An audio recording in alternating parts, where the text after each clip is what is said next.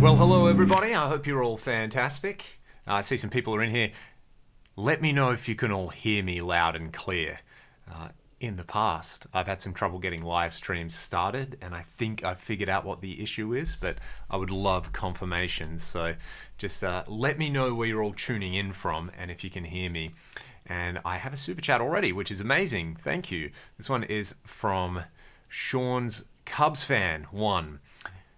Now the Cubs, what are they? I can't remember what team that is. Let me know what team they are. I'm not super up to American sports. Do you think an EVH 5153 can get the Sykes Whitesnake 87 Blue Murder Tone? I don't see why not. I mean, that sound is, pretty filthy. From memory, that was a Boogie Mark III Coliseum. So 180 watts or something ridiculous like that, probably two of them. So, I mean, I'm using the Mark IV model in the Axe, which I love.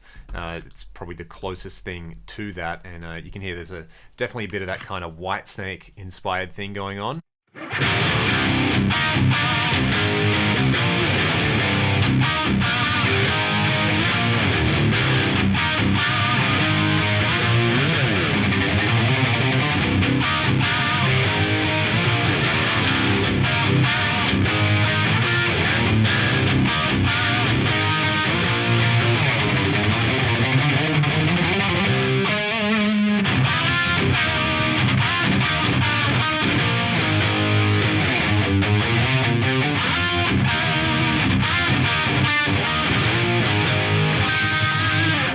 Name that Whitesnake song as well. So yeah, I would say with something like that, those amps have so much gain where it's going to be balancing out what's coming from the guitar.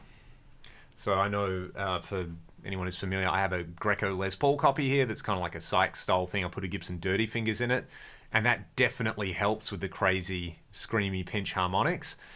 And I know John's been using modded Marshalls forever, so I see no reason why you couldn't do that. I might even just swap into the Axe, like a 5153 model. Yeah, here we go. This one's ready to go, so should give me level up. I mean, that's the 5153 model in the Axe, and it's pretty close to where I had the Boogie before. I'll let you hear it without the room sound.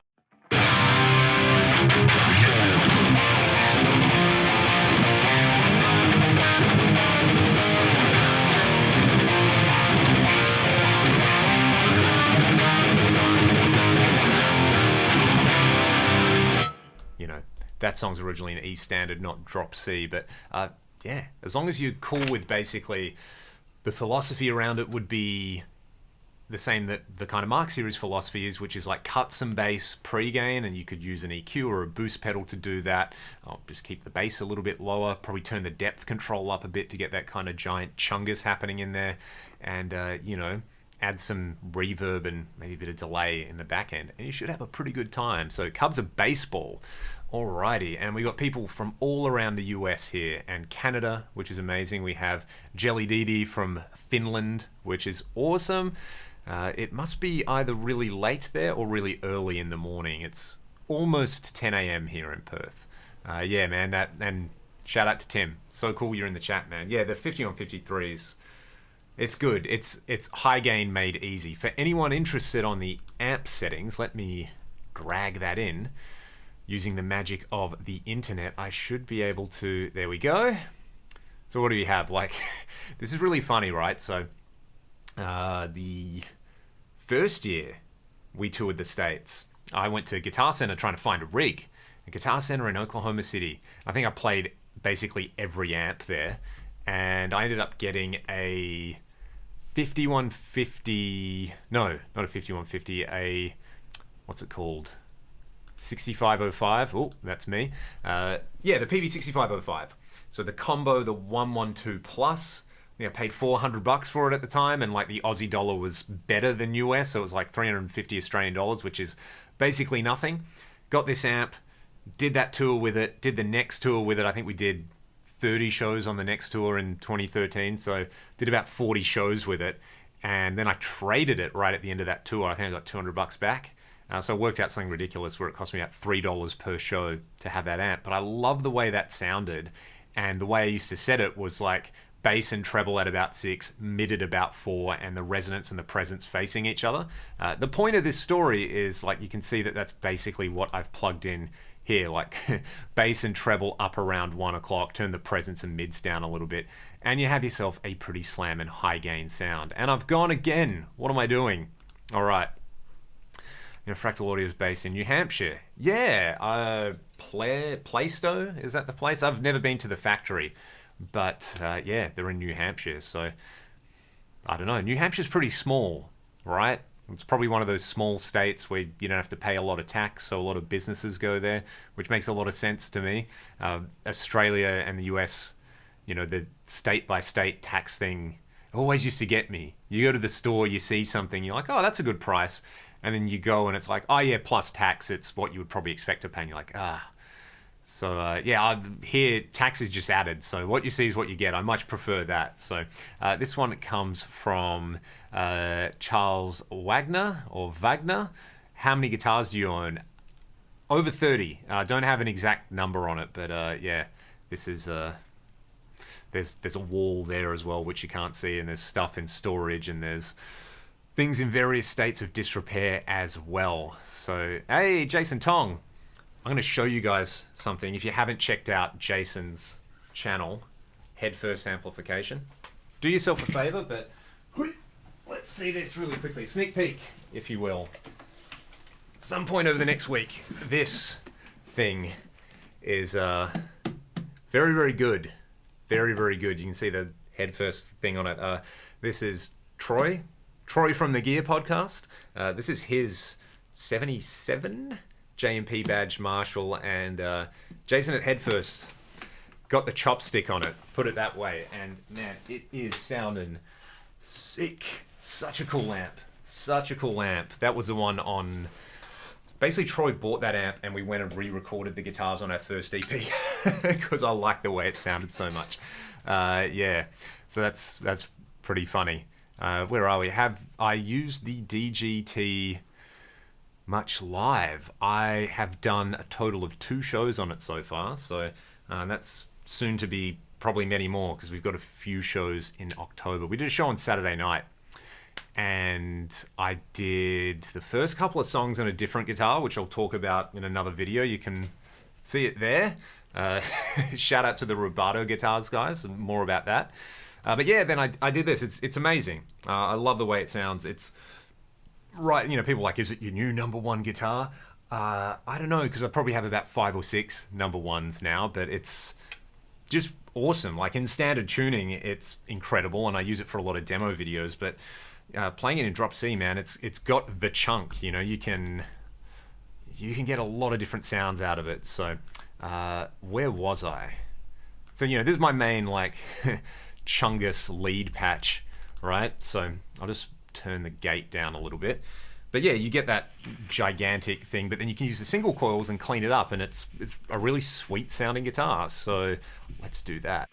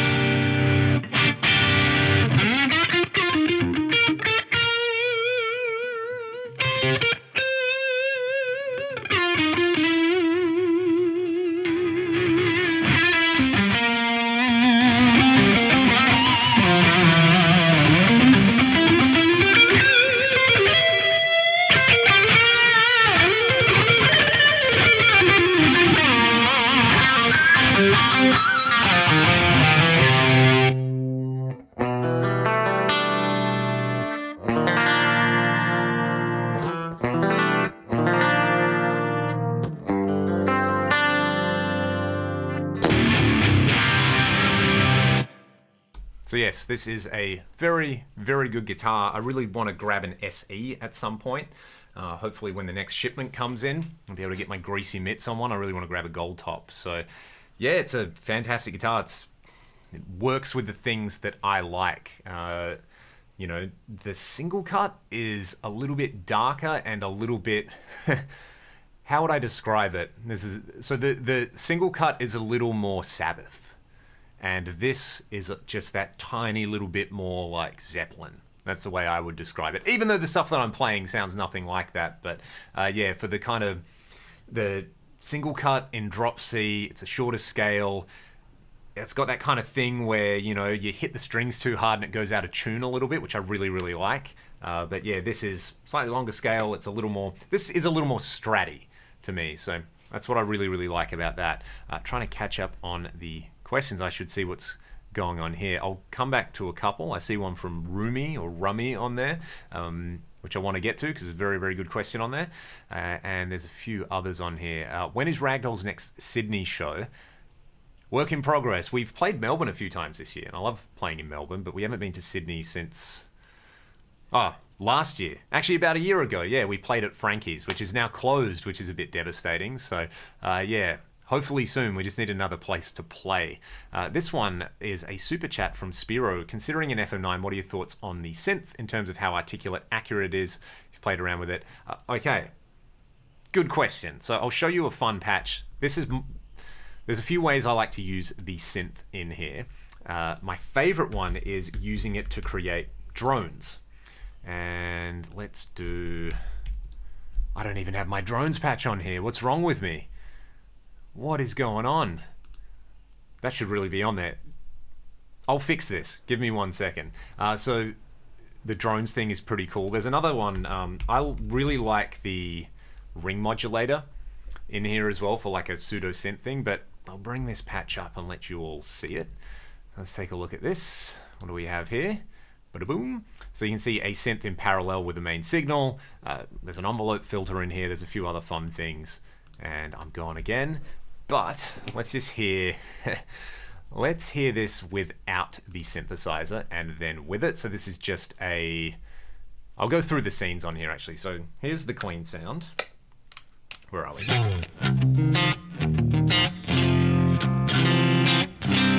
Then, you know, you put a little bit of filter. Also, shout out to Alessio. How are you, man? Hope you're well. Learning the Portuguese. Okay, so there's that, and then a bit of envelope filter and harmonizer. Don't play Seven Nation Army, you dork. And then with a bit of synth. I'll actually turn this up a little bit and kill the dry sound. So this is use case number 1. I think it tracks pretty well.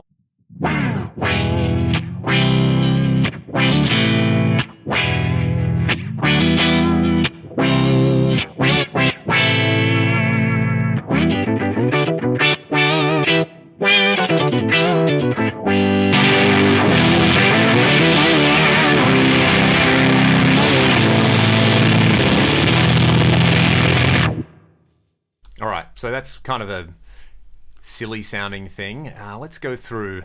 Well, okay, what I'll do is I'll actually, if you want some just pure synth stuff, if you haven't checked out Simeon Harris's preset, Simeon's genius sound designer, absolute gun on the Axe effects. There's very few people who would know more or even as much as Sim knows, but he's got these patches, so there's a few sort of synth strings and Moog style sounds, so I'll go through a few of those because I think they sound amazing. Check this out.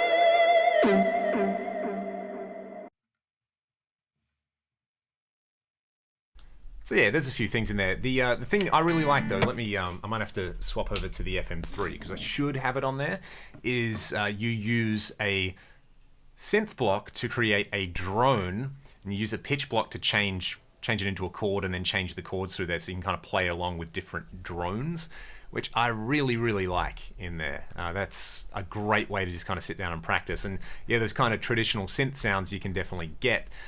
I would say the hack with that is that, you know, a normal synthesizer would have oscillators and filters and effects. So use that in here. Use the synth block like a set of oscillators, and then use the filter block, use the tape drive and things like that, and various effects to get what you want out of it. So I want to go to Rumi's question on here though, and I'll bring up this drones thing in a second. Have you ever used a modeler as a preamp into a real power amp? I'm using my HX Stomp Soldano preamp model into the loop of my Friedman small box. Yes, that's actually how I got into modeling. So I bought an Axe-FX Ultra in 2016, thinking what I'll do is I'll just use the preamp and I'll run it into the power section of, say, my dual rectifier, which was kind of my main amp at the time. I was doing some gigs with a dual rectifier and a DSL in stereo, so if I wanted to do that, I could run it in stereo. And then for fly gigs, and this was really motivated by the fact we were doing, we did an East Coast tour in Australia, we did some shows in America, and we did a European tour in the same year, and I was like, I want to have consistent sounds.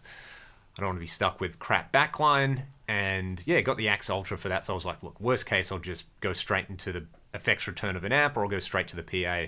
And yeah, the first couple of shows I did, I loved it. You know, you still get that colossal thud out of your cabinet and a true power amp, but you've got the flexibility of using the preamp in there. I think that's such a great way to do it if you don't want to sacrifice that amp in the room sound, or you just like playing through a real amp on stage, but you want that flexibility. And you know, there's like no right or wrong way to use any of these modeling things. It's just like whatever gets you off. You know, I'm pretty lazy and pretty happy with the direct sounds I get, but yeah, I should just do a gig with a cab for old time's sake and remember how awesome it is to kind of feel your pants flap. So excellent question. I'm going to try and find this drones thing on here and just kind of catch up with this. You're all chatting away in here. Let's see. Oh, you guys are awesome. There's a lot of good questions in here. Just grabbed an IRX to pair with my H90. Any more thoughts on the IRX? It's pretty awesome. I've been playing around with it, funnily enough, using some of my rack preamps and using that as a power amp, and it works great. So I'm going to do an H90 IRX video at some point over the next couple of weeks. So that should be an awesome rig. It's a Bradshaw rig on the floor, and it's tiny. That's going to be fantastic. Yeah, this guitar is definitely a bit brighter, especially if you hear it, you know, unplugged. It's got that kind of stratty, almost telly-ish kind of thing. The Analog Kid, hello Liam from the USA, thanks for all the Fractal help. It is my pleasure. I'm always happy to know that people actually get something out of the videos that I do. So this one's from Geo Sundance. Howdy ho, guess who has a Tone X on the go? Just ordered one as a backup for my FM3. Awesome, let me know how you like it, because I did a very long video with the Tone X, and you know, I had some criticisms about it, but overall I thought it was pretty amazing. And I guess you could probably just take your main Fractal patch and use the Tone X capture on that, and there's your backup. So that's kind of nice. I'm sure lots of people have been doing that as well. So let's see, where are we at? We got some Victorians in here. How'd you go with the granny? Not a Collingwood supporter, are we? My dad's a massive Collingwood fan, so it was kind of nice to see him actually experience some joy, especially because I'm an Eagles fan, and you know, 5 years ago, the 4 points went the other way. So what pickups are in this guitar? They're just the DGT pickups. The only thing I've changed on this guitar was I decked the trem, which is heresy because I love the trem on this, but if I want to gig it, I deck them, and then I change I put these shiny metal knobs on there. So yeah, other than that, it's amazing. They're worth the money. They're fantastic guitars. I'm so happy with it. Do you mostly play your Fractal units through FRFR monitors, studio monitors, or guitar cabs? At home, studio monitors. Like 99% of the time. I've got some Red Sound MF10s, and I've got an Atomic CLR, which I will use for gigs where I know the monitoring's going to be crap. But most of the time, like we did a show Saturday night, I just went FM3 straight to the PA and house monitors. We didn't even use in-ears. It was sort of like, well, should we just do it? You know, it's 5 minutes less faffing around, and you know we can all go and have a burger after the gig a little sooner. So yeah, and I thought that sounded really, really good. Actually, Badlands is an awesome venue. We're playing there in a few more weeks, and I can't wait because it's a good sounding room. So I got to try and bring up this drones patch, and hopefully it's on this unit. Let's see. Otherwise, I think there's actually a factory patch in there, like Fremen's drones. Okay, so we'll do this. I'm gonna hot swap this, and hopefully you'll all be able to hear this, and I'll do some noodling over the drones. Here's another cable. These braided cables I've been enjoying as well because they're harder to get tangled up in here. What is this? Pig Hog. That's the cable. Shout out to Pig Hog Cable. Let me plug that in. Okay. Right, let's see if this works. And of course, I don't have the preset on there. Oh boy, I'm a professional, ladies and gentlemen. Let's see, have I just deleted all the factory presets on here? I have. What a moron. I have like 3 different presets on here. No, I do have it. Yes, I've got my drones preset on here. Check this out.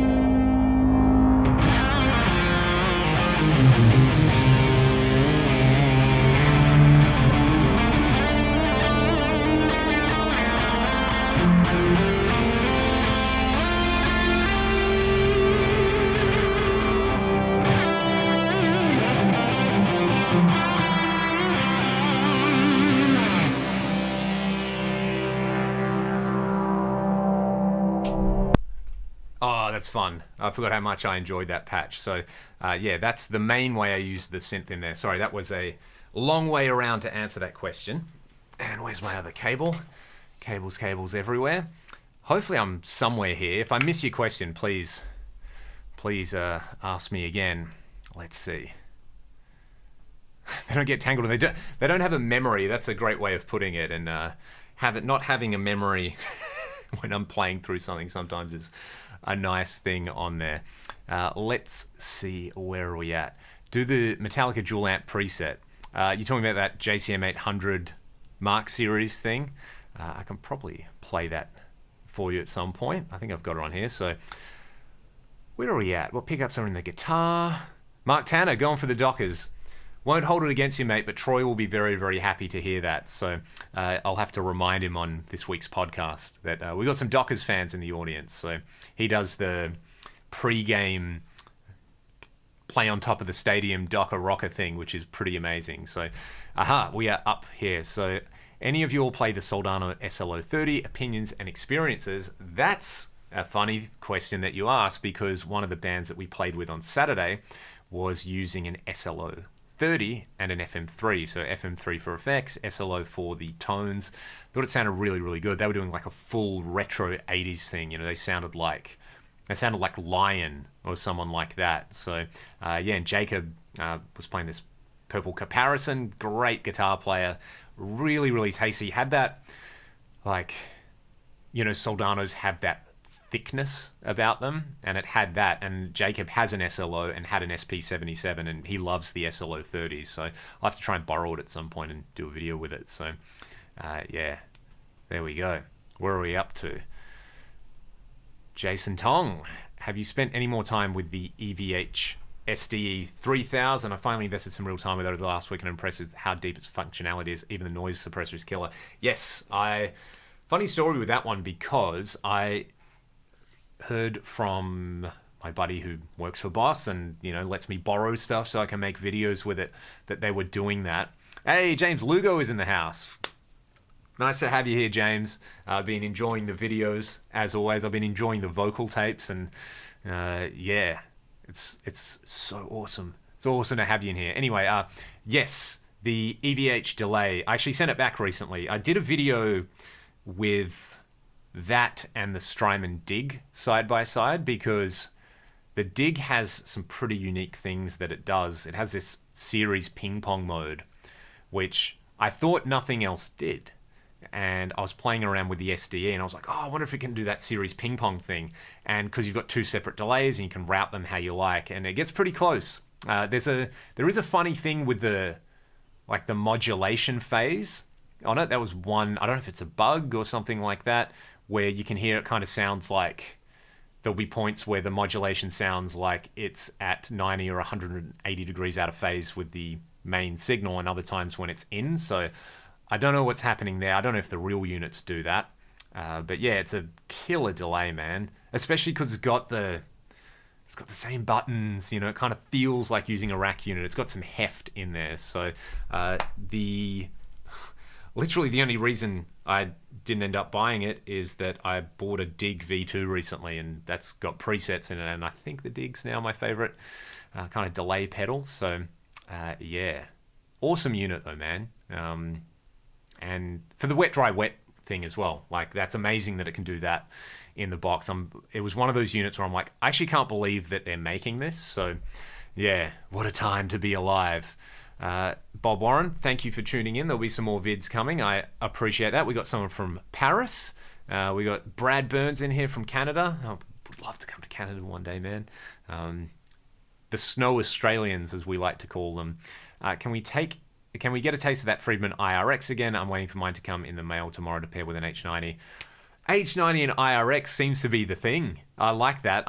Like I said, I'm going to do a video with that. And we've got Jake Stevens. Thanks for tuning in. And a question about increasing alternate picking speed from the Analog Kid. I'll get onto that one in just a second. But JJ Don, I do not have that handy at the moment. It's sitting up on a shelf behind me. But I did spend a bunch of time nerding out trying to match it in the Axe, and I feel like I got pretty close. So my favorite sound on there, I'll just play you this. This should pass the smell test, as we like to say.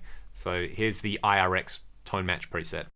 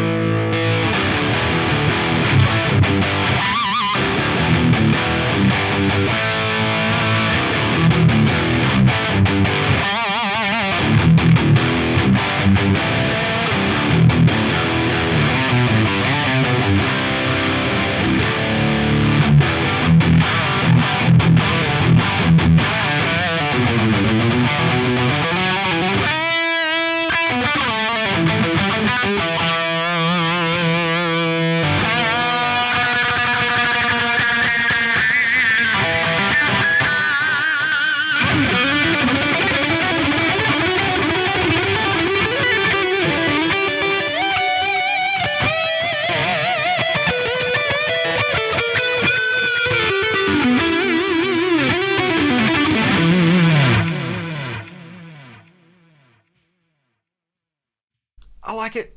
I think that sounds pretty cool. Yeah, it is. It's thick Lizzie, as JJ Don would put it. And we have Silas Steele from Oklahoma. Where are you in Oklahoma, mate?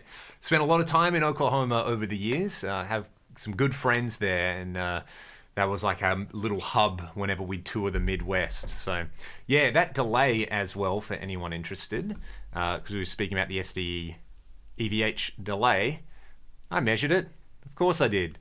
So preset number 1 on there, I measured as 798 milliseconds on one side, 398 on the other. Basically like a 2-to-1 ratio with the delays, and a 1-to-2 ratio with the feedback on there. EQ is, pretty sure there's just basically the vintage digital model in there, no mod. yeah, that EVH style delays in there. So, your hands ever ache from playing so much guitar? James, that is a good question, because what I have noticed is, I should close this window first before answering this. I gotta put these in a different order. Let's do that. And Ryan and I do like a Friday, we've got a residency at a really lovely kind of little pub. It's in a place called the Swan Valley, for anyone who is familiar with Perth. And you kind of play outside on a little marquee, and you know, we've been doing it for a while now. So especially through winter, man, playing outside and playing acoustic guitar a lot of the time. Yeah, the cramp kicks in. You know, it's sort of like one of those things where people say, "What's the hardest thing?" You know, feels like something a 6-year-old would ask you. What's the hardest thing you can play on the guitar? Thinking it will be some, you know, shreddy, ridiculous thing. But the shreddy, ridiculous stuff is, this is going to tie into the next question with alternate picking. You know, it's all built around efficiency. Like, I feel like I can do that all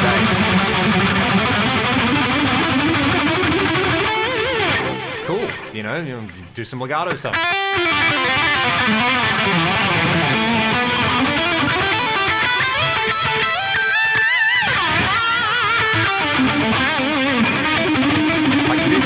I've done this so much that, I don't know, maybe I'm just dead inside. You just do that. Play like Gimme One Reason by Tracy Chapman in the middle of winter on an acoustic guitar, playing just 7th chords as a bar chord. Oh my God, that is a miserable experience. And the main acoustic that I play doesn't have a strap pin here, so I got to do the, I call it the Elvis thing, you know, the old thing where you tie the strap around the headstock here. So the guitar kind of sits weird as well. I was basically like, I was waking up on Saturday playing a bit of guitar and going like, oh man, I must be sleeping funny because my hands are aching. And yeah, I think it's actually that. I think it's just playing like cowboy chords and bar chords for 3 hours straight and, you know, trying to get around that. So yes, I found actually my Strat, my hand has, I don't know if it's because I've been playing this and it's a slightly narrower, deeper neck, that I get on the Strat, and I don't know, the hand position I'm using, I have to be really, really mindful of it. Otherwise my hand will sort of cramp. I don't know, putting too much pressure through my thumb or something. And of course, when I play a Strat, you know, it's like you do the Hendrix thing, you put your thumb over the top, and it's default, right? So it may just be that. Have you tried the Keeley Halo? What did you think of it? I haven't, but I would love to. Everything I've heard from it sounds amazing. Obviously, there's like the Halo style thing, but you know, he's got the kind of Rockman style delays in there, which I really like as well. And yeah, I really should grab one because I love Keeley stuff. But like I said, I grabbed a Strymon Dig V2. I should let you guys hear that in a second because it's pretty awesome. You've been checking out Neural Amp Modeler anymore since you made your video? Yes, I actually, with a buddy of mine, I don't know if you're familiar with Roman Asafis, who does some great stuff and has done a bunch of NAMM stuff.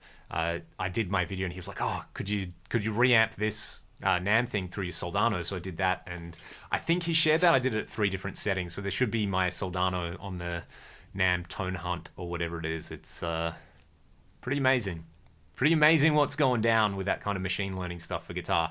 Anyway, let's talk about alternate picking very, very quickly. The first thing you should do is watch Intense Rock 1 by Paul Gilbert, and then the second thing you should do is watch some of Troy Grady's Cracking the Code.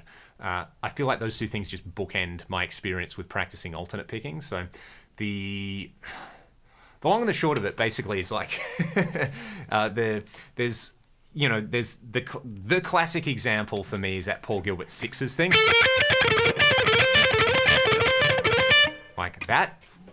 Do that lots and feel it and let your body experience what it's like to have to go through that. But then one thing that I was doing, and if you find older videos of me and you watch my right hand, was I was laying my wrist flat on the body and picking like that, which is... Actually can't do it. What it does is it kind of causes your pick to... What's the best way to do this? Let's say this is the pick. There you go. To sort of like, instead of slanting downwards, it was kind of slanting upwards. And it was just making some things difficult to play. For example, playing a scale thing.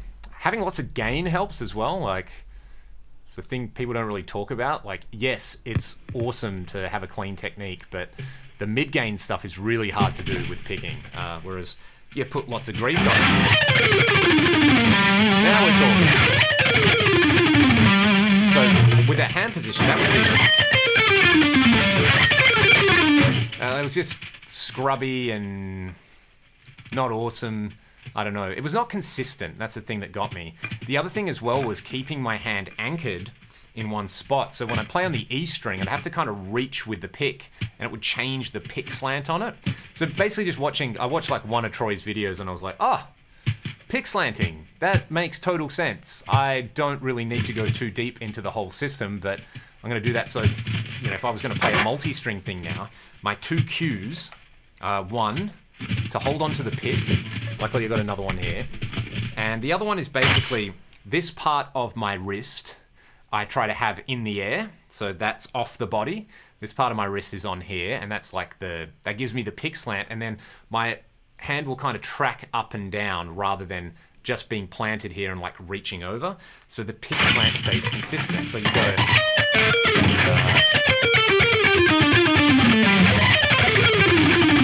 rather than anchor flat.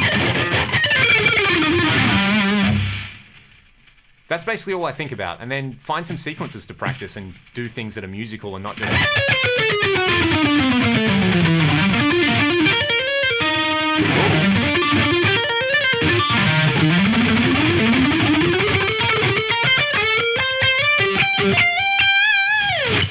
Anyway, that's a very, very short, condensed version of talking about this. I should just make my own Hot Licks video with all the cheesy titles and stuff and do that. So, good question. Hopefully some of those things help. Like I said, go and watch Intense Rock and enjoy the journey, because it is quite a journey with this stuff. This one comes from Don Lee. Scott Gorham calls you and says, Lizzie needs another guitarist. Do you say yes?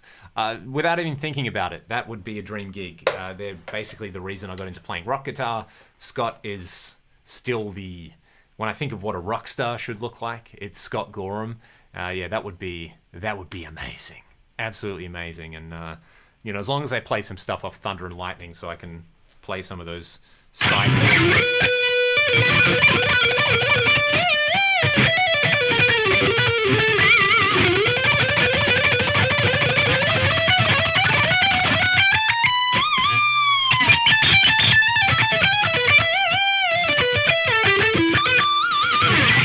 Oh, it's the good stuff. This one comes from Brad Burns. On my PRS, the strings always seem stiff in standard tuning, which I prefer. Do you have that issue? Yeah, I kind of like it. So I just basically use Elixir 10 to 52s, the nano webs, for everything. Like everything, and then sometimes I change gauge or brand. I'm like, oh, this is novel. So I guess they probably feel more like 9s in drop C, but then in standard, if your guitar's well set up, the thing that it changes to me is like how much kickback you get against. It's more a right hand thing than a left hand thing for me. You know, it's sort of like you get more, it's like taking a car and making the suspension tighter, if that makes sense. So big thank you, Alessia, for the super chat as well. I miss you too. I might need to pick your brain about a few recipe things. So I massively appreciate that, man. And you're not punishing me by making me play Exodus just yet, but I may have just planted that. But look, this is for you. Let me just mute my mic. Where's my mic? There it is.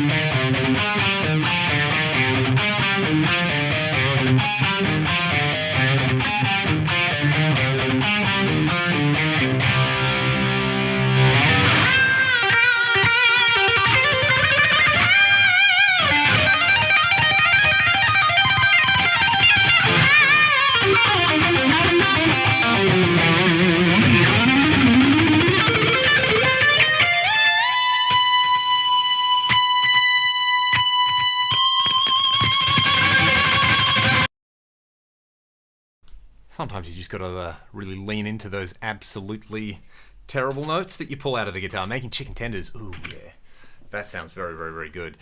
We have Hit Metalworks from Vancouver Island. Thank you for joining in. Have I missed any questions? Fire away with any questions, because I think he's going to hang out for a bit more. I might play a song. I'm going to play the new Ragdoll song, actually. So I'll give you guys Sky's Limit and fire some questions, and I'll get back to you in about 4 minutes. Let's do that.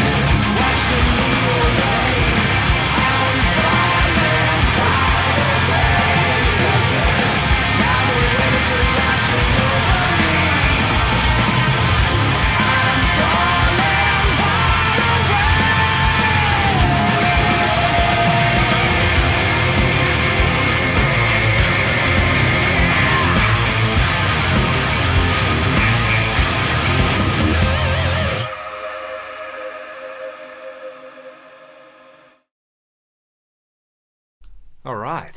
So that one's called Sky's Limit, if anyone wants to go and check it out. We played that, when did that come out? July. We were over in Melbourne doing a show, so that was the first time we played it, and then we've played it 3 times live now. So playing it Saturday night was like the first time where it felt like, yeah, okay, this is a Ragdoll song, and I know how to play it, and it fits in the set, and, you know, I'm not constantly thinking like, oh, what's the next part? How do I do that? Yeah, it was really, I really enjoyed playing that one on Saturday. The other thing as well on Saturday was I just forget how easy guitar is when it's loud. like when you have concert level electric guitar, it's a different animal. Everything comes alive. Pinched harmonics are easier. It's easier to do legato. You know, your guitar just, I don't know, all that extra air moving gives you some reinforcement or something. It was so good. So good. It's been like a couple of, maybe not a couple of weeks. When was the last loud gig we did? It was probably in August, so, you know, all of a month. But having said that, you know, being able to actually play stuff loud is pretty exhilarating. Have you ever met in person someone you never thought you would? Oh, yeah, plenty of people. The big one for us was we hung out with Doug Pinnick in 2014. So we did a show at the Whiskey in LA. We were opening for Skid Row. Long story short, a friend of a friend does a rock magazine, and the KXM album was just out. He was like, do you want to interview Doug? I interviewed Doug, and he was like, oh, if you're ever in LA, come and hang out. And I was like, yeah, sure. Like, that's going to happen. And yeah, when we were over there, hit him up, and we went and had dinner and ate ribs and just had a fat night out. And then he came to see our show, and, you know, Doug was really, really nice. Really genuine sweetheart of a dude, and just such an amazing singer, and, you know, big inspiration. Very, very big inspiration.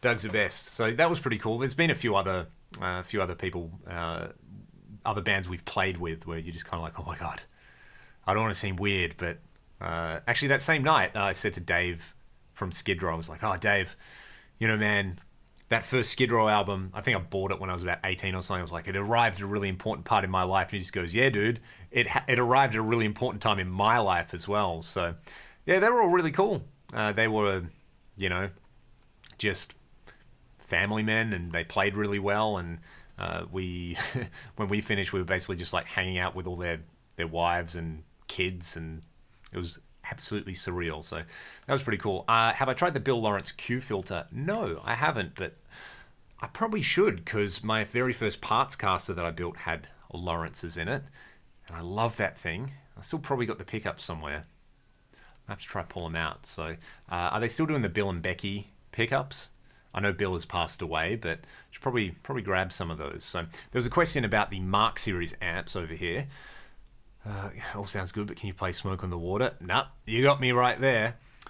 This one's from Strange Days. Looking to fuzz pedals to use with my recently acquired SG Special with P9 is. Ooh, this is an interesting one. So, you know, obviously, I would say the three primary flavors of fuzz are your tone bender style thing, your fuzz face style thing, and your big muff style thing, and then everything else. So my personal favorite, like, versatile fuzz is the Way Huge Swollen Pickle.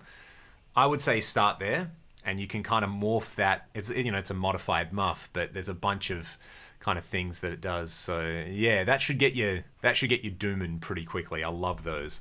Scott Chamley, here's the question: do you usually push or pull the presence on your Mark IV for chunk? I'm pretty sure push.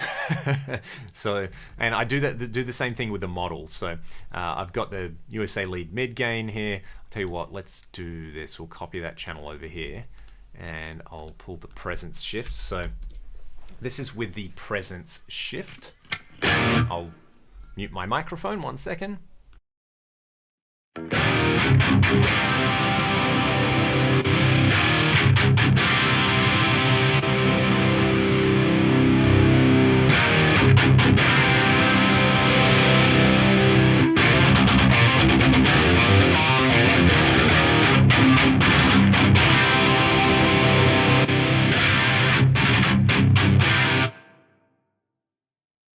It actually changes the character of the amp as well. So yeah, I think I prefer it pushed. There's something a bit more like percussive about it. I don't know. It's, as long as it's on the mid gain mode, I'm happy. But I always forget about the presence, pull presence function on there. So I'm not sure what way around it is on the JP2C. But that's awesome as well. That's a, yeah, it's an amazing amp. So this one is from Michael Lenoff. Timeline, Future Factory, or the Boss EVH delay. Do you have a favorite of those three? Man, that's a good question.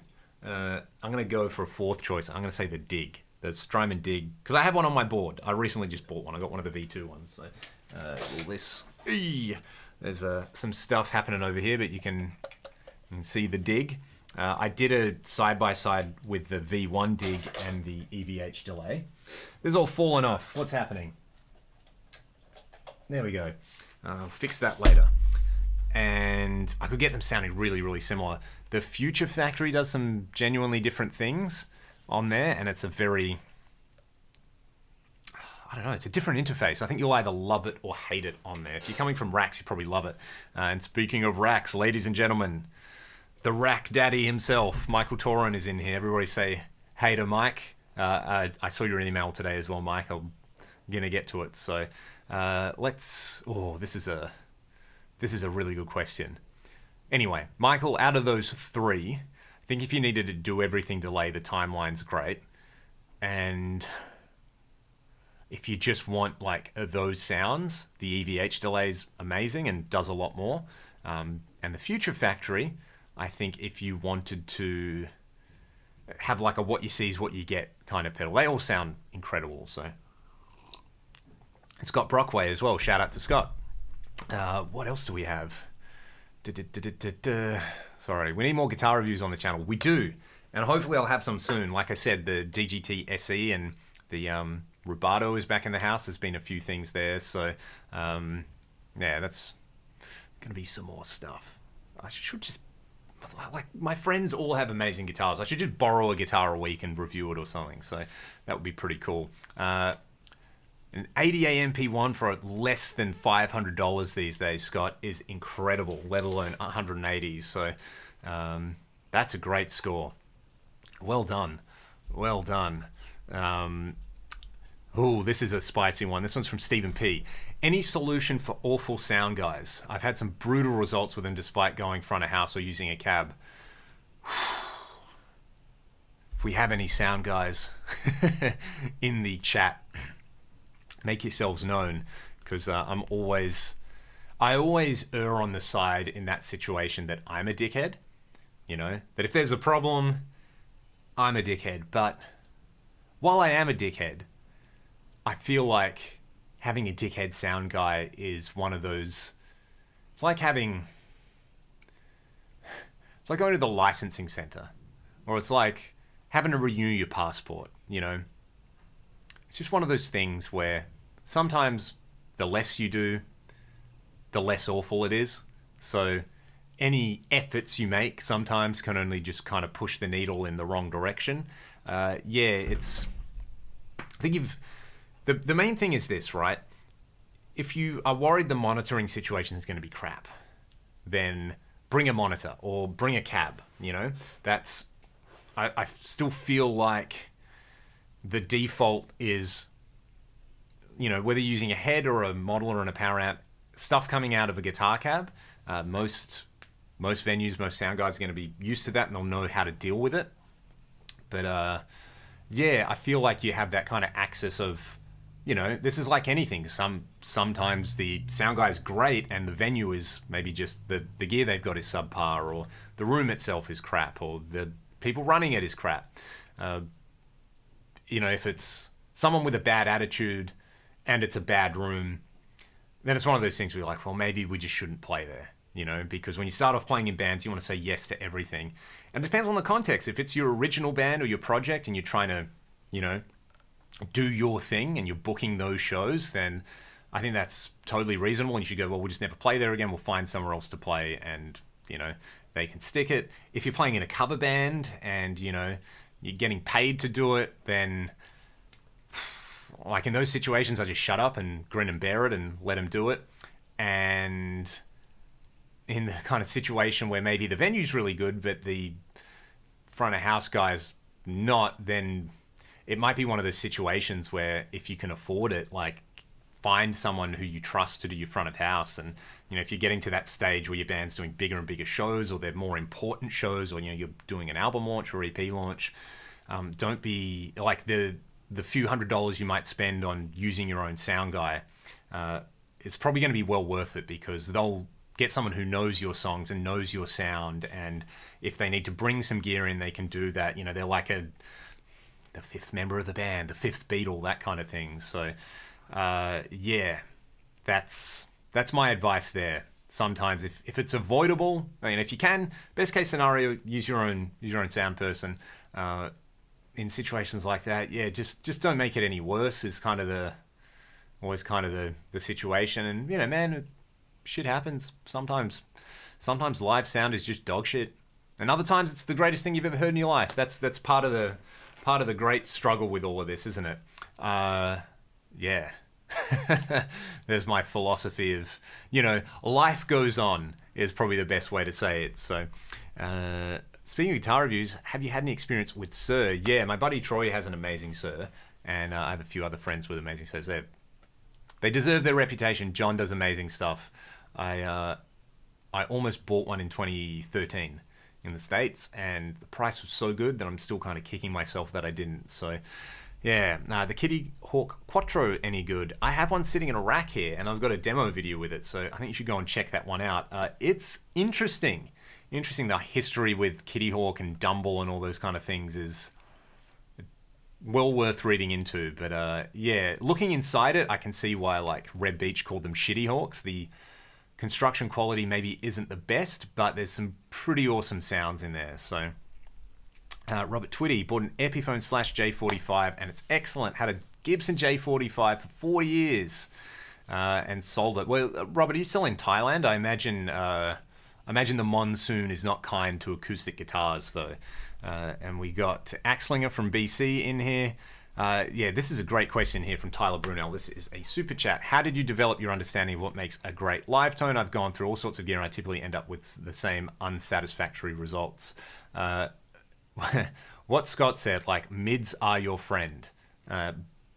Expanding on that though, let's do this.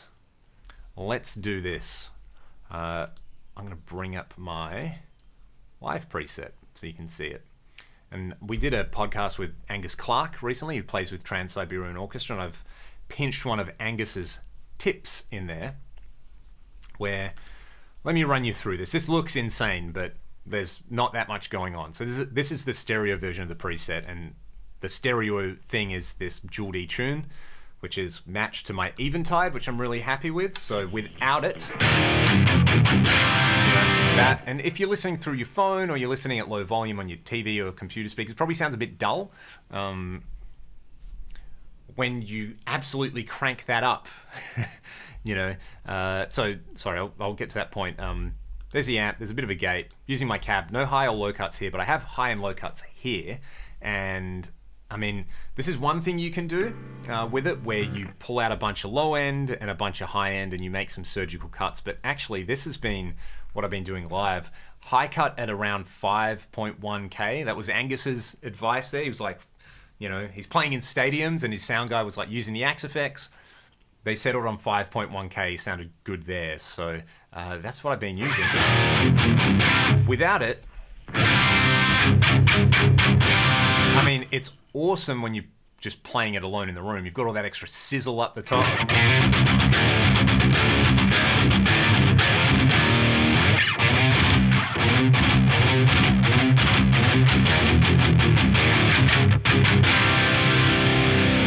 You make that really, really loud, and because of the way we perceive sound as humans, doesn't scale up linearly. That high-end stuff is going to make your ears hurt, and the low-end stuff is going to make everything boomy. So you rip that out, and then, something like a Mark Series amp, people will look at the EQ on it, the output EQ, and be like, whoa, you're pulling out so much mid-range, right? But they're so mid-heavy, it's like, that's the sound. That's where it is without the EQ, which I don't mind, but it kind of sounds like a bee in a jam jar.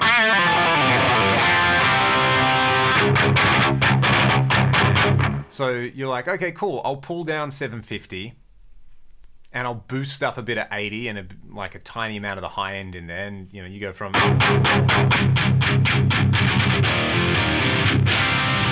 That's for the rhythm sound. The other thing as well is it's really important what the bass is doing.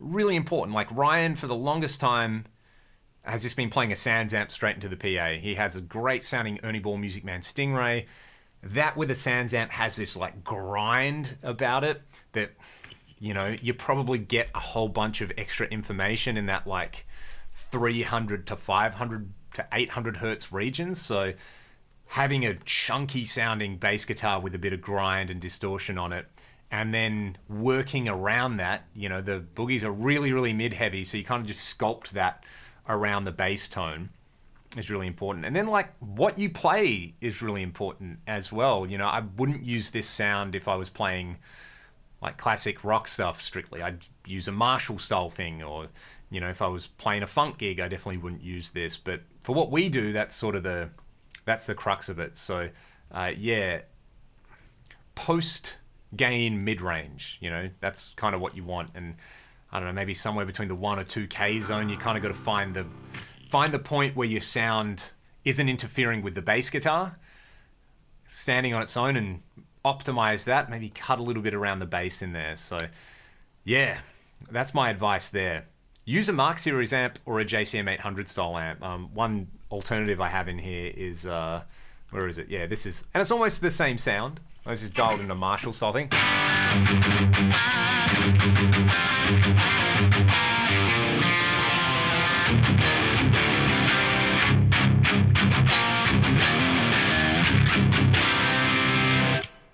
So I also have that in the back pocket, and I also have like a Soldano version of what we were doing. Yeah, this kind of thing. It's cool.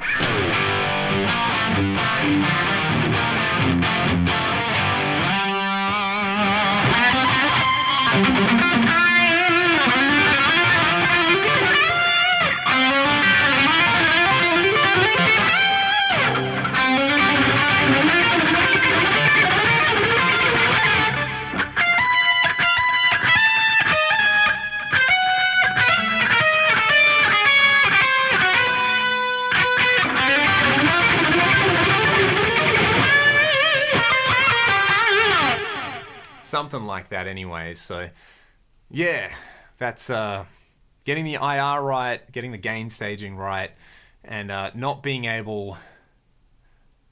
afraid, I was going to say, to like really get busy with either a big low cut or a big high cut in there. So yeah, mids are always the answer, but where you put the mids is important. Very, very important. Is it pre-gain? Is it post-gain? You know, is your amp already maybe a bit too mid-heavy and it's going to sound like just honky and annoying? You can bring the mid-range down. So, you know, on a Marshall, on an old Plexi, you can turn the mids all the way up, and that's where the source is at. On a Boogie, Mark Series Boogie, maybe you want the actual mid control quite low because that's pre-gain. Maybe you want to pull a bit out with that 750 slider, but leave a bit in with the 240s. So yeah, there's there's a lot going on there. It's just a lot of doing it wrong and going through the process you're going through there. You know, speaking to your sound guy, hey, what did it miss? Oh, well, I had to boost up, you know, 2K. Cool, I'll add some 2K to my preset. Oh, there's a bit too much of something in there. Okay, I'll pull a bit of that out. So it's an iterative process. It's the best way I can say it. I need a sip of my tea right here. So let's see. Okay, Silas Steele, this is an awesome question about clean sounds in a mix. Let me, actually, on DGT, I'll just go to single coil mode. I mean, there's only a handful of gigs a year that I do with a keyboard player, but one thing that I found, and the last gig I did with a keyboard player, it was interesting, the sound guy mentioned this. I did the majority of the gig on a Strat. I think I played a few songs on a Les Paul. And he kind of said, he's like, yeah, it was really interesting. The Strat, you know, on its own, when you were sound checking, was like a bit kind of jangly sounding and a bit tinny sounding. He's like, but when you have the keys in there, you know, the keyboards they take up so much space that you need those annoying things. Why do I still have this thing on here? Let's do that. Okay, now you can see me. Leon made a mistake. Believe me, the majority of what I do is make a mistake. I don't know what the uneco magnets are in these either as well, but what was I saying? Keyboards. Yeah, it's, let me see. Let me bring something up for you. What would I do in that kind of situation? Okay, So here's a good example. Is this a good example? Okay, here's a Vox style thing that I've got going on. This is with like a deluxe memory man, and is it? Here we go. So turn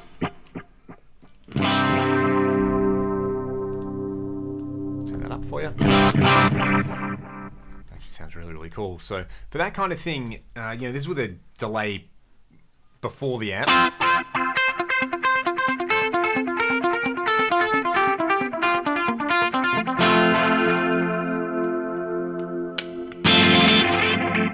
So that kind of thing.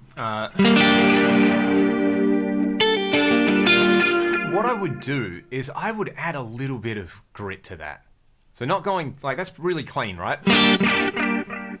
So you could use something, you know, if you're using a Fractal, like use the SDD preamp or something, because that's a great one to add some chime, or the tape distortion. Yeah, just give it like, just a little bit. Just a little bit of something. Where is that SDD? I think I prefer that one. Yeah. Maybe that's a bit much.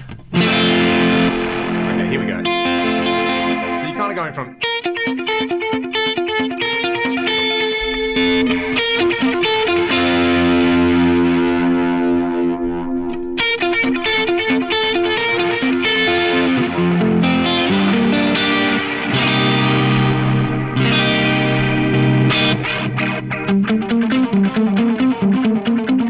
That's a really dirty kind of memory man thing there. But yeah, basically, or, you know, even if I just took this, like a kind of...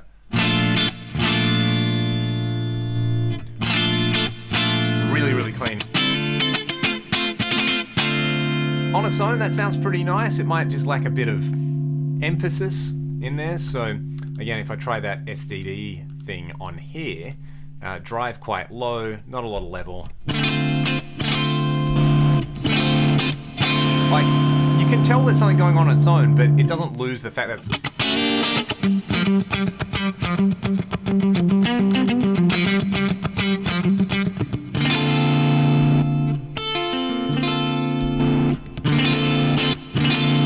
Just a little bit of grind, I think, can be really, really handy, or a bit of chime, you know, from like a Vox AC style amp. Yeah. My most hated piece of advice is all knobs at noon. Look, all knobs at noon definitely works for a lot of stuff, but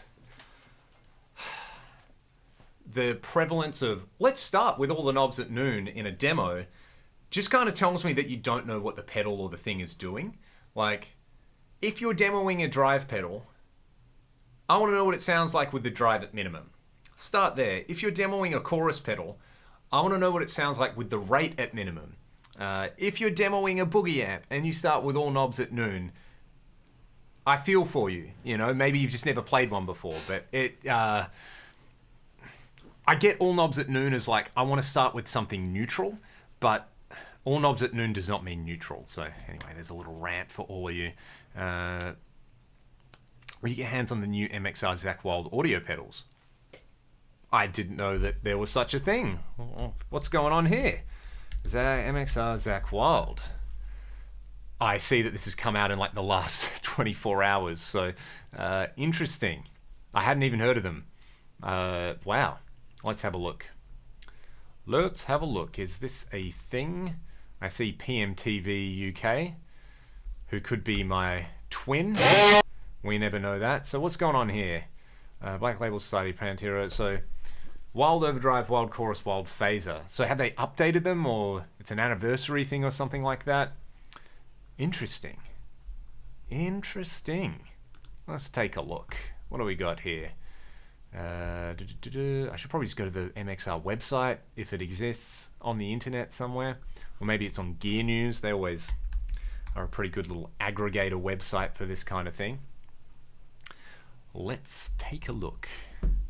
They haven't mentioned it that I can see. So yeah, what like is just like they've upgraded them or relisted them or something like that. Guitar Center have them on pre-order.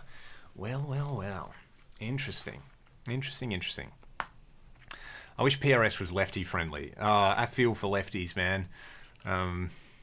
You know, not only have they chosen to play guitar the wrong way around, but there's also no guitars for them to play. That's cruel. That's cruel. I shouldn't be saying that. I saw they just release a bunch of SE models as a lefty, but yeah. I don't know. Who is lefty friendly? ESP seem to have a lot of lefty stuff. Imagine companies like Schecter and stuff like that are. PRS has the SE McCarty, but I want the American PRS. I feel you're right there. I feel like there should be able to get a lefty DGT and enjoy what I'm enjoying right here. What? MXR are working on Randy Rhoads pedals. What? Tell me more. Tell me more about this. Is this just a rumor, or is this something that's been leaked? Or oh, here we go. This is from 2022. Okay, I'm right up with the times. Her Randy Rhoads' sister revealed that the late guitarist's legendary chip pan pedal board was examined in detail for the first time in 4 decades. Yes, that's awesome. And it's called the chip pan pedal board because it sounds like it's shh, right? It's frying. Here we go. Awesome. That's pretty cool. Very, very cool. Well, I look forward to those coming out. I wonder if it's going to be one of those things where they just measure everything. And my concern would be that 40 years of the pedals sitting around, maybe some component values have drifted or something like that. But yeah, that's exciting. Ned Flanders is lefty friendly. The Leftorium, of course. That's, I mean, I have a lot of favorite PRS episodes, but PRS Simpsons episodes. A lot of favorite PRS episodes as well, but that is definitely one of them. So, Scott, thank you for that. I'm excited. Idea for a channel series: other people's guitars review. You travel the world and review your friends' guitars and amps. I mean, I really couldn't ask for a better thing. Reviewing my mates' guitars. I think it might have to happen.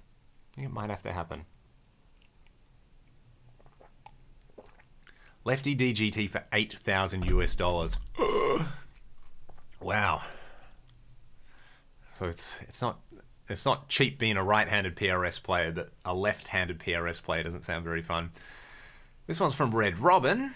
I'm on yet another pick dilemma. I've gone back to the Tortex Jazz 1.14s, jumped from Altex to Flow to D'Addario. Have you ever gone through pick phases looking for the perfect pick? Yes. Yes, I have. And sometimes, like a lot of things in life, if you just feel like you're constantly searching, you have to tell yourself, who cares? Who cares? Just use the picks that you have around you. And I get that struggle so much because I went through a similar thing. Like I settled on these 1.35 Tortex Jazz 3s. They make me happy. I'm done.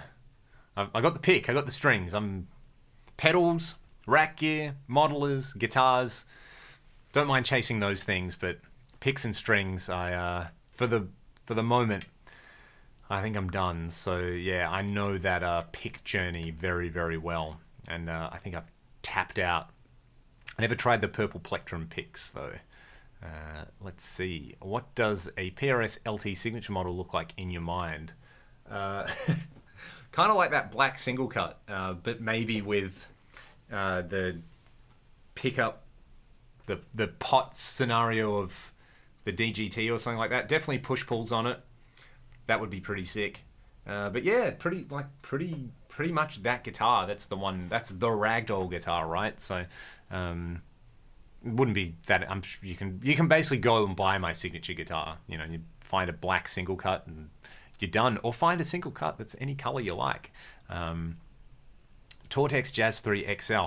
You know what? I never really tried the XL Jazz 3s. The other picks that I use a lot are the green Dunlops, the 0.88 or the 0.7 or the 1 millimeter, whatever one they are. They're green. They're awesome for playing acoustic guitar and for playing rhythm guitar when you're recording. I really like the sounds. So yeah, exactly. There's already a lot of great PRS single cuts. I don't have a 513 though, or the what's the other one? The 60. It's not a 605, is it? It's Screw your sound settings at noon, then it's easy to see. There is that aspect of it, Robert. I know someone else's gear. Oh, Gary Davlin. That's it. That's the one. Oh, James Hetfield uses the green ones. James knows what's up. Me and Troy have spent a lot of time in the studio tracking rhythm guitar together. And yeah, there was a moment where he was like, what pick are you using? Try this green one. And we did it, and it was like listening back to the takes. It was like, yeah, it actually sounds like noticeably better for playing rhythm guitars. So yeah, the green Dunlops, man, like I can live with those. Do I have one? Probably not. Not that I can see close to me. So yeah, I'll happily use one of those. I tried some of the flows recently. They're pretty awesome. They're pretty awesome. Yeah.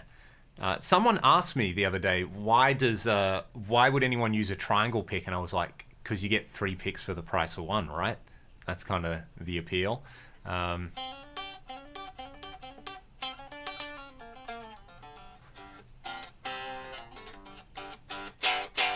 a bit out of tune.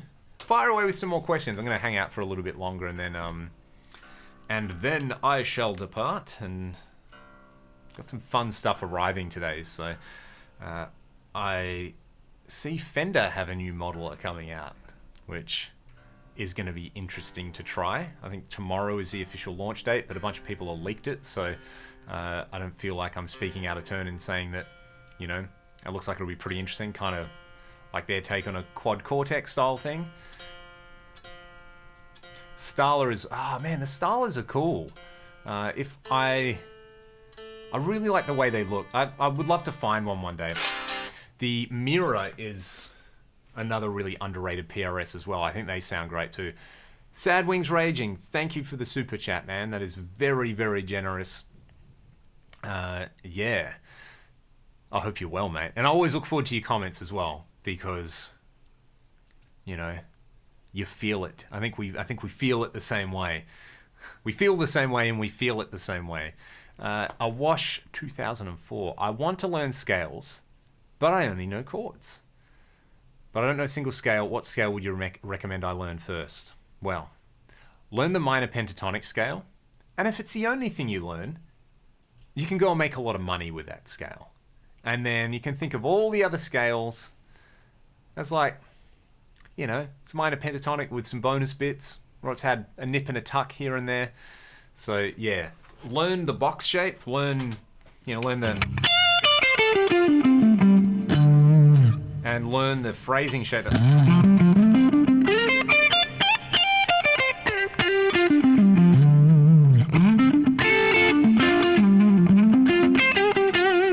You do everything you need with that thing, and yeah, everything else. Man, actually, yeah, it's my wife is away for the next 4 days, so I'm on full-time cat care, so that's actually going to come in very, very handy. And maybe I should see where they are. They're both asleep.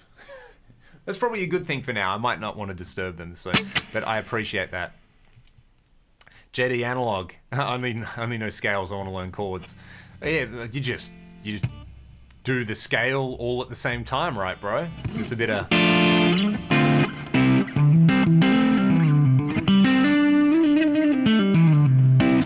Ooh, good question. Is there anything else out there that does the Eventide Eclipse manifold beta? I want that effect. Sorry, manifold beta, but not for $2,800. Yeah, man, that's such a cool effect. Such a cool effect. I should be able to patch some Eclipse in for all of you. Let's try this. Hopefully this will work. I'll just give it a second. I'll bring that program up. Yeah, it's like a looper with a pitch shift thing, and yeah, I wish they would just release that as a pedal. I guess there's stuff like the hologram microcosm, which I haven't tried. I don't think it's actually that similar, but, you know, does a glitchy thing. Let's see if this works. Where is... And where's all my grease at, dudes? What are we doing? What are we doing in Cleanland?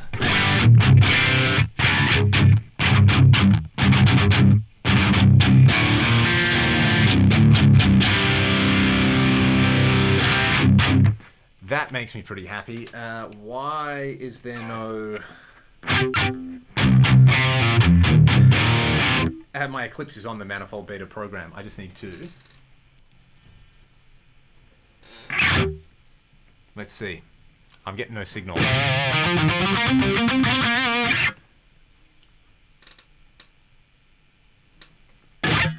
That's not the one.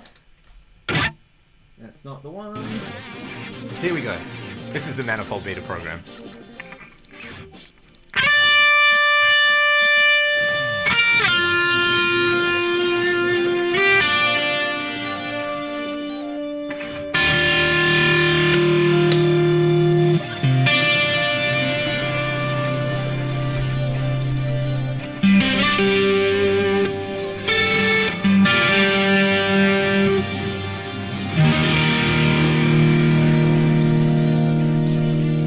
So transparent.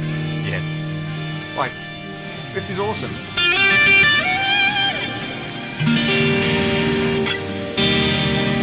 Actually, you know what? You know what might get you close to this is even if I do a pedal called the Rose. This is so fun. I'm just going to mute that though, and we'll come back to it. Yeah, they do a pedal called the Rose, which is... So it's a digital delay line with analog filtering and a feedback path, but the modulation in it is sample rate modulation, like an old PCM42. So you can, there's also like a time stretch style thing on there. So you can kind of do some stuff like that on there. Otherwise, if you've got a Fractal, I've got a preset called Tape Loops, which kind of does a similar thing.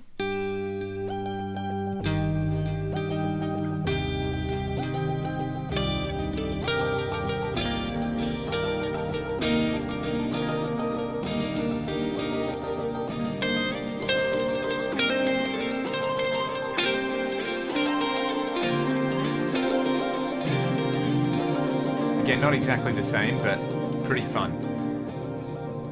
I think it's predicated on, like, you know, if you took a tape machine and sped it up to twice the speed, it would give you an octave higher style thing.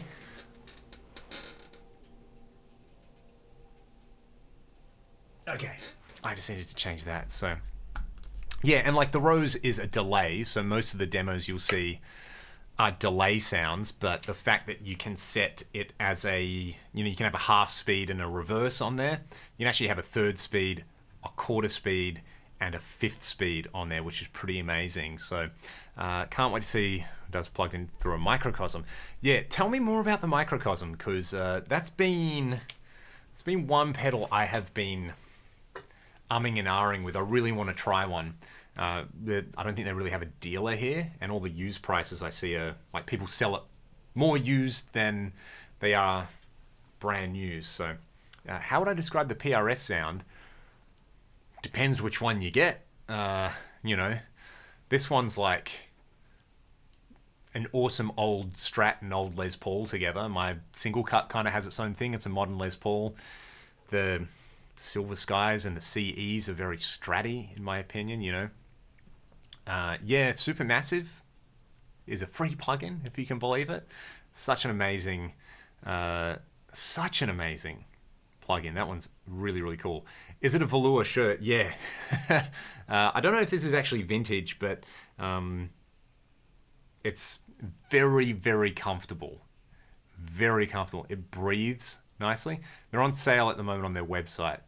You're all enabling me getting another pedal, aren't you? So, I mean, okay, look, nothing else really does what it does, right? And I see a lot of stuff for the glitchy side of things, but I know a lot of people just like it as a kind of, you know, like inspiration machine. So if people would want to watch a video with it, I'm happy to spend that money and do a video with it. And if I don't like it, I guess I can flip it. But yeah. Yes, so I should do it. All right, well, this might have to happen over the next month or two. So Nordic Guitar, will Ragdoll come and play in America? We haven't been for a few years, and I really want to come back. So my wife's American, so in-laws are there, and I mean, I'll definitely be coming back, hopefully in the next 12 to 18 months to see everybody. And I would love to come and do some more shows. Still my favorite place in the world to play. Love my velour shirts. Had a green one in that color. Yeah, it's like, it's weird because I can't deal with velvet. Like, I'm one of those people where I touch and I go like, I'm breaking down. Whereas this is, it's on that threshold of, yeah, it doesn't bother me. But if this was velvet, you know, unlike George Costanza, I do not want to be covered in velvet. Been enjoying Warren Cucurullo's whammy pedal work on Duran Duran's wedding album. So good. Warren's an underrated cat, man. Yeah. And that would have been right when that pedal came out, right? Any love for the Carbon Copy Deluxe? You know what? I used to have a Carbon Copy. The first year I went to the States, I bought one and used it on my board for a while, but I've never tried the Deluxe. Where are we at in the chat? What are we talking about? Manifold beta. Man, the other thing on the Eclipse I really like is the PCM70 reverb. Almost more than the reverbs on my PCM70, which kind of sounds like a dumb thing to say, but it's true. Yeah. Florida. Yeah, that would be cool. Man, everything's... quite a few of my students who I teach online are in Florida, so... Seems like there's some pretty fun venues to play, and that it's like a country into itself down there, so... Man, that...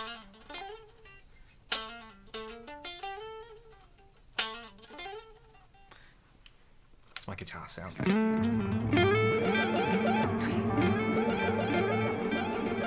I've still got an absolutely crazy sound going on. Alright, I'm going to play one more Ragdoll song for you guys. I'm going to bounce. I've got a few things to do. It's just after 11 here.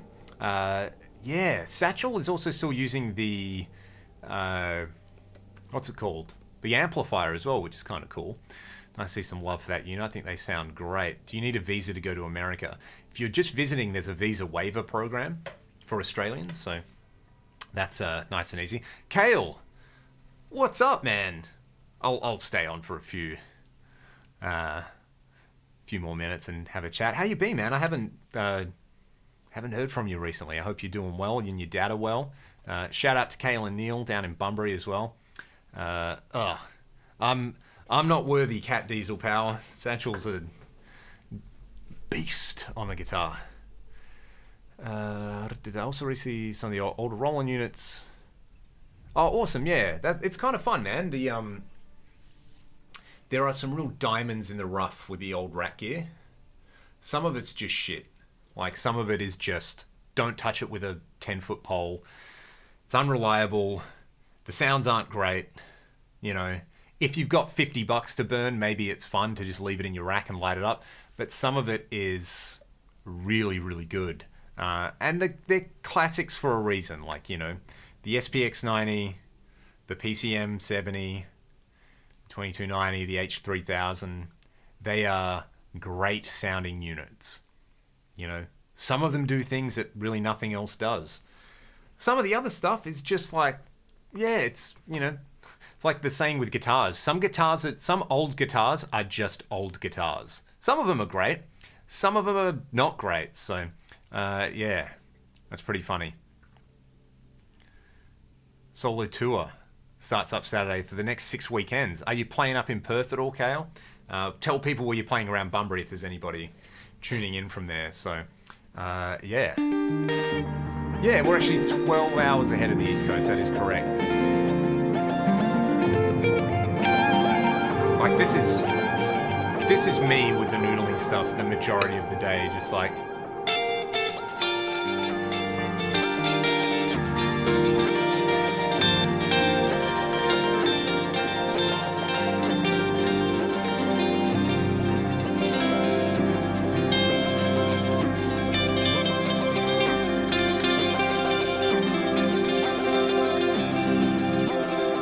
While I'm doing that, there are some more questions. From Hugo, do you still have that polka dot Rhodes pedal? I don't. That belongs to a good friend of mine, so I only borrowed that for a small period of time, but he still has it. Recommend having the high and low pass to play live. Yeah, I was saying, if you rewind in the stream, I've been bringing the high cut, the low pass, down to about 5.1K, and that's been really, really nice. And Do I offer one-on-one lessons via streaming? I do. Yep. You can find my email address on here, and email me, and we can set something up. I'll send you the rates and things like that. So, Sevenless, first time watching the stream. I've been loving your videos for a while. Do you do any of your own mixing for demos? Can we hear some clips sometime? For the demo tracks that you hear on the channel, I do all of those with varying degrees of success. And I listen back to some, and someone's like, whoa, that was a good one. Other times I'm like, ooh, yeah, I kind of wish I could do that one again. So, yeah. I mean, it's pretty... My process for that now is a lot easier because I just kind of use ozone on a lot of stuff. It's like, get the sounds right going in. You know, if I'm demoing a pedal or something, I don't want to process it too much. I want people to hear the pedal, not so much my mixing process on there. So, yeah. Thank you. I'm glad you enjoy the channel, and, you know, I'll do another one of these very, very soon. Michael Lenoff, Florida to work 4 to 6 weeks. I'm going to miss my Bogner. Oh, dude, I feel you right there. What budget non-tube power amps would you recommend? Ooh, this is a good question. It depends what your definition of budget is. The Seymour Duncan power stages are pretty popular. I've got the Matrix power amp, which I really like. I don't know if you could consider it a budget option though. And you've got those electro harmonics, kind of like a 44 Magnum and things like that, which are pretty popular as well. When you noodle, what do you think? Do you just think in shapes, or do you say in keys? Probably, it's more a chordal thing. Like I'm often chasing, say like, okay, so an example might be, a really simple example would be like, say you had a D sus2, you could play those same notes. You could do 5, 7, 9, but you could also do 7, 7, 7, right? So same notes, different voicing. The Milkman amps, yes, as Dan said in the chat. So, and then, so it's kind of like a chordal, and you know, having this big delay thing on isn't really helping me, is it? But you know, doing some, basically just thinking, I try to think of like, what's the bass doing, what's the melody doing, and how am I going to fill it in the middle? Like say something like this. There's a little, but with a major 7th thing underneath it.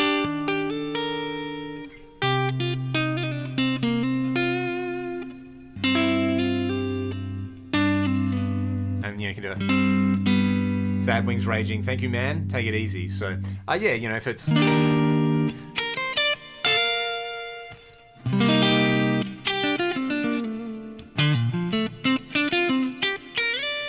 And it kind of just depends on what I've been practicing, you know. It's if I've been listening to some Holdsworth stuff, then I'm going to pull out all the,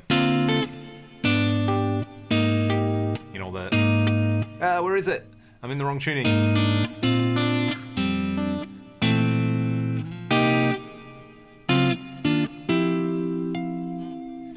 If I've been listening to Tonic, it might be a bunch more.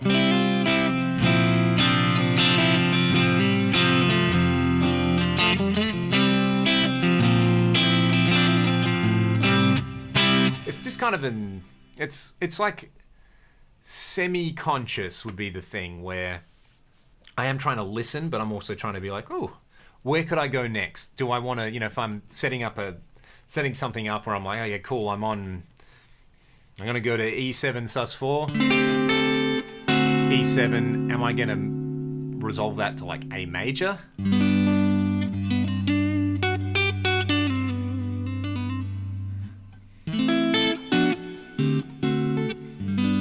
Or am I going to do A major, but think like Lydian?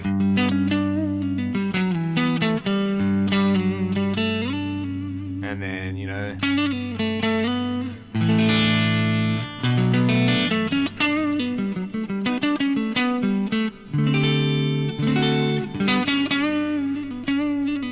something like that, or am I going to be doing A major?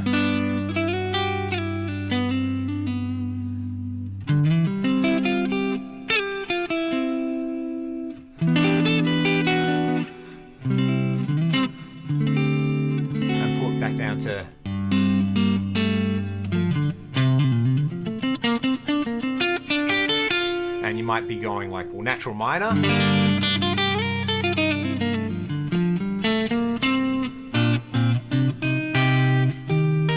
then pull it down to like, natural minor's almost got the same notes as Dorian, right? What's the thing that makes a Dorian mode a Dorian mode? It's the 4 chord. So if I'm going to go to D, am I going to go D, play minor, or am I going to go...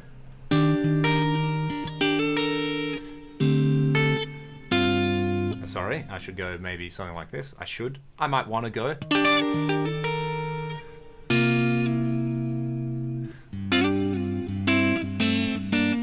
You know, that Dorian thing.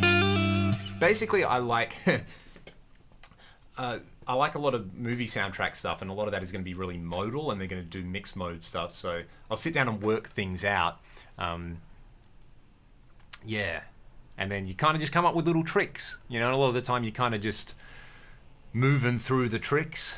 And you know, if I put a different, like put a big shimmer reverb on there or something like that, I get a different result. Something like.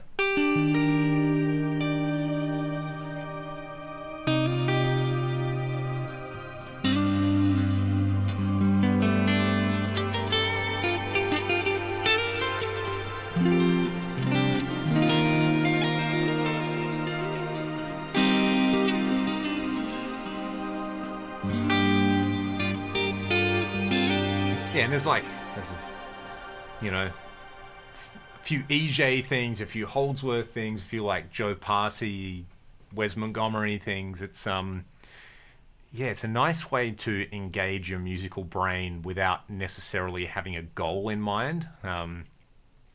Yeah. Are you into any shoegaze? Yes, man. Slow Dive is where it's at, bro. I love them. And what's the band? I always forget their name. They do the kind of black gaze stuff, but their new stuff sounds like My Bloody Valentine.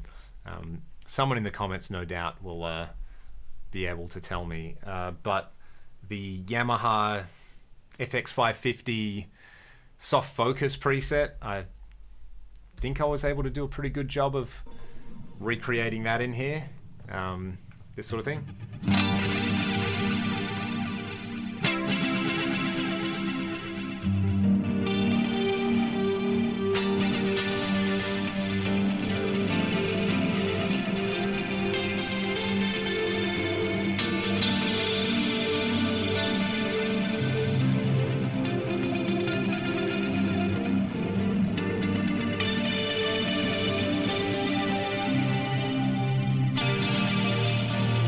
FX550, you're right, Dan. Yeah.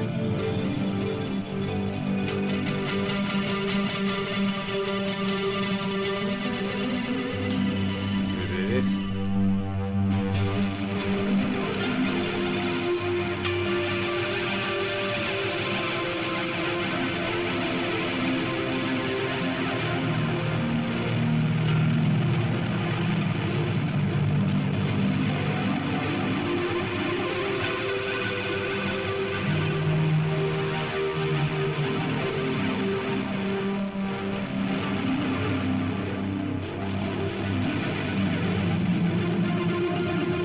Something like that anyway. So yeah. Yes, I love that kind of stuff. It's cool to see that a little bit more in the mainstream now. You know, you can like your hair metal, you can like your Pantera, you can like your modern gent, you can like your shoegaze, you can like your blues. It's just all good stuff. Jose Villarreal, hopefully I said that right. Thank you for your 80s hair metal preset. I was in the Rock of Ages musical recently and it helped immensely. Man, that makes my day to hear that. I've seen that musical and it's awesome. So I'm really glad it helped. Sevenless, off the top of your head, what is one song you wish you wrote and why? Oh, let's see, off the top of my head. I mean, you know, would have been pretty cool to even just be a fly on the wall for some of the... Off the top of my head, I got nothing. There's so much stuff I like. Look, I love Suzanne Vega's Solitude Standing album. Would have been cool to write any of those songs because that's one of my favorite, like, long trip or plane trip kind of things to just bliss out to. So, yeah, that would be one. Don't Fear the Reaper, Stairway to Heaven, any of these kind of classic epic 70s songs would have been pretty cool. Yeah, man, there's some songs out there, isn't there? There is some songs when you kind of think about it. It's like, you know, any Journey song, any Bon Jovi song, you'd just be kind of rolling in the constant product placement royalties as well, you know, from a purely commercial aspect. But, you know, I mostly listen to music because I just like it rather than it's the idea of making money out of it. It's like, you want to make money out of music? Don't play music. Just listen to it as a hobby and do something else. Invest in carrots or something, kids. I don't know. Have I ever gotten a guitar plec? Yeah, actually, there's a buddy of mine who owns a plec, and I've had a bunch of them done. And if the person operating the plec knows what's up, then it's going to be pretty awesome. So, all right. I'm going to bounce, everybody. Thank you for tuning in. Thank you to everybody who's threw a super chat my way. It means a lot to me. Frost Motion, I need to go and buy a microcosm now because of you. And look, I'll do another one of these very soon. Everybody go and have a great day. I'm going to play one more Ragdoll song for you. Might do Playing God because we haven't played that one live for a few shows and we played it on Saturday night. I had a great time. Hope you all have a great time. I will see you all on the next one. Take it easy. I just need to bring it up.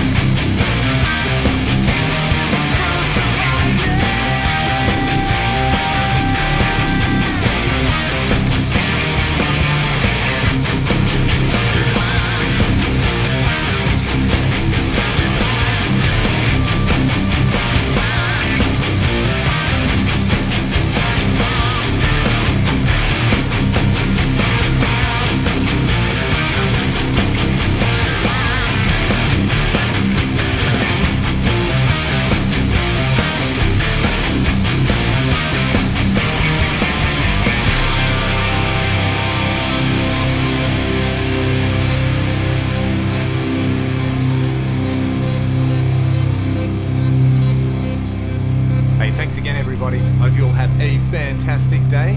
Thank you to all the generous super chats in here as well. That is awesome. Be good to one another. Enjoy your day. Go and pick up your guitar and make some rude guitar noises. And I will see you all on the next one. Thank you.